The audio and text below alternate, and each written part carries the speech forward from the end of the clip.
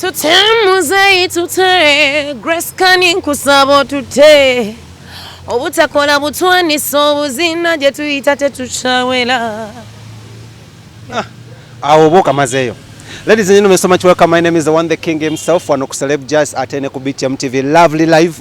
Tuli wano nakulwa because abayimbi bavudde na mu kwegata ate nga bambadde black nenga tebagezaako okola muno bakubira muzeyi oluyimba olwokugamba muno abate basokola ate muno bakola emirimu gyabwe nga baali bagikola. Wentudde wano omuyimbi gwensanyuse naye bamuyita omukyala Grace Kani nannyini kunyirira nannyini kuyimba ddoboozi munaye mutamuswe mukyala mutono but with a very beautiful deep voice. Tutandikira Grace Kani. How is you? Nanza, you introduced me like the way I am, and I love that. You're smart first of all.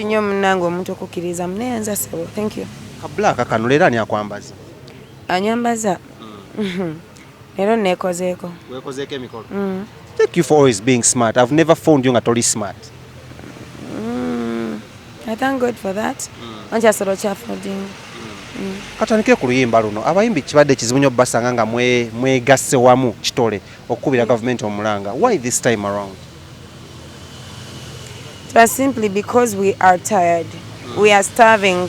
We have a lot of things to wala otali wange yayimbye verse nga sinaba na kugenda wala nagamba nzamira wawe mfama bantaganzita okitegere mwana nempulanga nange nditouched manyi omusobera nga muri all stars naye no aba omuntu ayimba akantu noga mwana this is real but different wale tukiitako ekyo nga buli mwayimba verse ndala.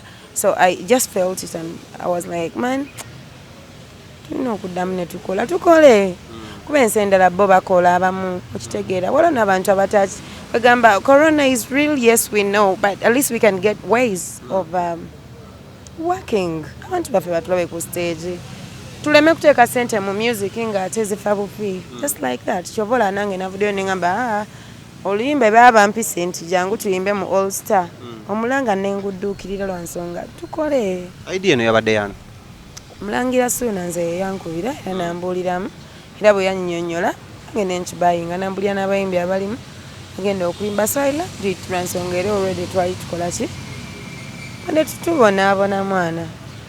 Grace Kani oba bafans bamwe bandyebuuza lwaki temuinvestingako mu other ebintu ebirala other industries? Let me answer you.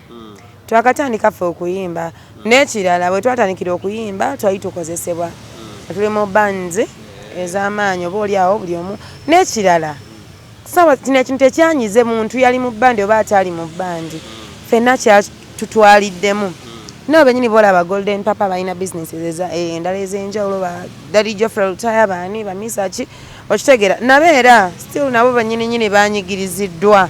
Kino ekintu kyanyiga okuva ku muntu ali waggulu paka wa wansi. Lwaki abali mu kikuubo abali mu town abali mu owino basobola okukola okitegeera ne babakkiriza ng'ate nabo bali kumu ffe ne bagaana tuyimbe naffe tuyimbe. Kasanga mu abayimbi musobola okuuma SOPs zino. Tulaba ensi ze bali okukkiriza abantu bayimbe ne bakola social distancing nga tukola ekyo. Abantu balabe ku stage babagaana okuyingira kale babeeko we bakoma nga oba tewakedde toyingira. Lwaki abantu balowooza nnyo muno abayimbi mwerowoozaako mwekka nti nno mwagala muyimbe nante mwagala oyimbira nabo baavu nabo bakava mu situation ene ya COVID. Olowooza muno mba temwerowoozaako mwekka nti mulina okulinda abantu ne basooka ne recovery nga ne muddamu ne mukuba ebivulu. Kaseera ne mu kikuba bagenda ne bagula sabbu ne bagula sukaali ne bagula ebibabezaawo ne bagula emmere ne bagula engoye. Actually engoye zesinga n'okutambula kutaba omuntu agula olugoye olw'emitwalo 12. How about omutwalo gumu ogujja mu kivulu ky'omuyimbi nga Grace Kani? Ekirala Grace Kani njagala mbuuzeko ku bibuuzo bino bibiri. Ekisooka ani yasinza okuyimbira verse gy'ogamba muno eyo ng'ogyekera eyamira gy'otugambye eyo yankutteko nnyo ayinza okuba yayimbye ku nze ng'omuyimbi? Bamuyita Golden Papa yayimbye verse ng'egamba yayimbye verse ng'egamba etya?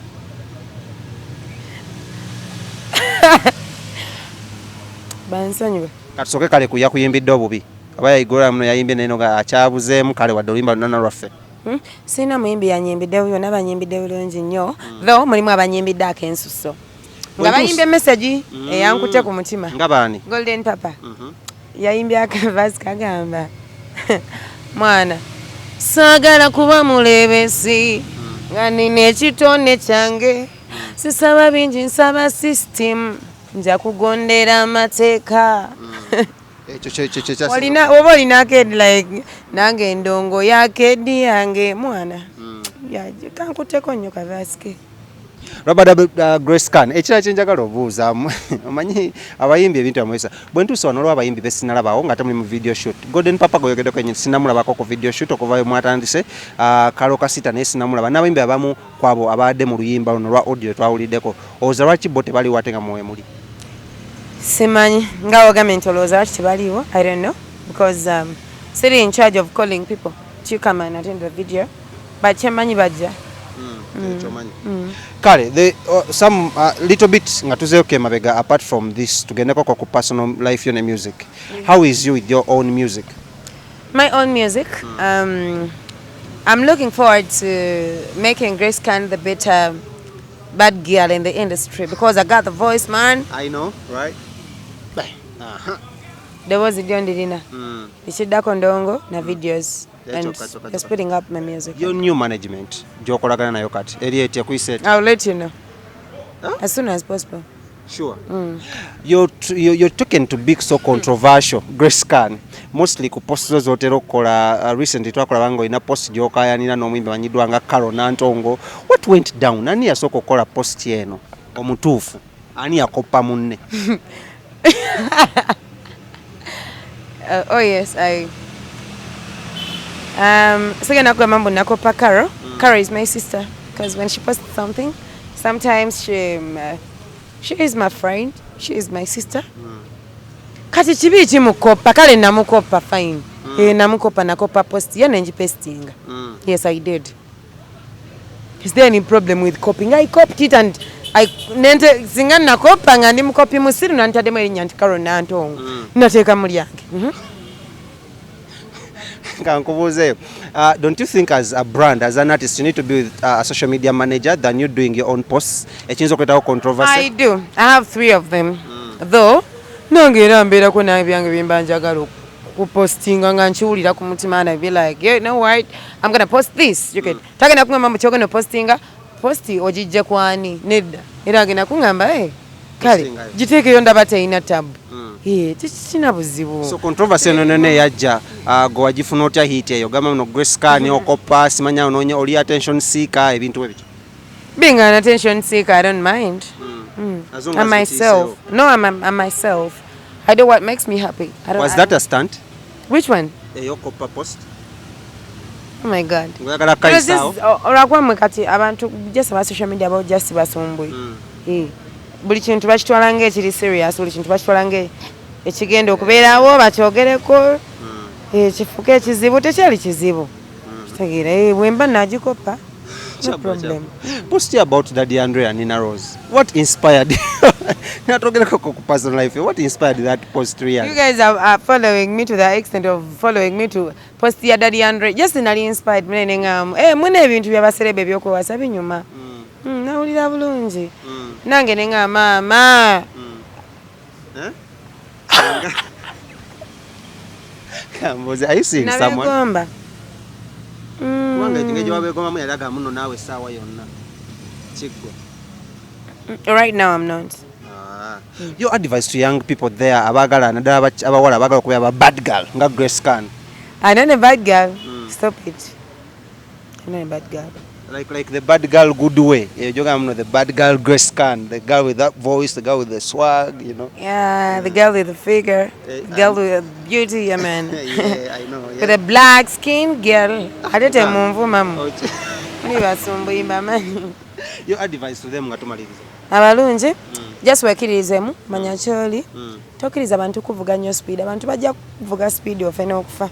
So just be who you are. Be a good girl. Do your stuff and chikutambulize bulungi. Kale 2021 any promises ku 2021? Omwaka guno mpyago tugendamu tukulango yimba ku bivulu by'abayimbi tukulango anything like that? Okay. You're not going political? Yes, I'm not going political. It's not okay. but I'm looking forward to do a lot of concerts with my sisters. I want to enjoy my brothers abayimbi bonanga bazenga bayimbe ku share. Kale, thank you so much Grace Khan. Your social media wetukusanga? Grace Khan the diva. At Grace Khan ku Twitter. Grace Khan the diva. Kale, thank you so much. What was Grace Khan? My name is the one the king himself. Bye bye.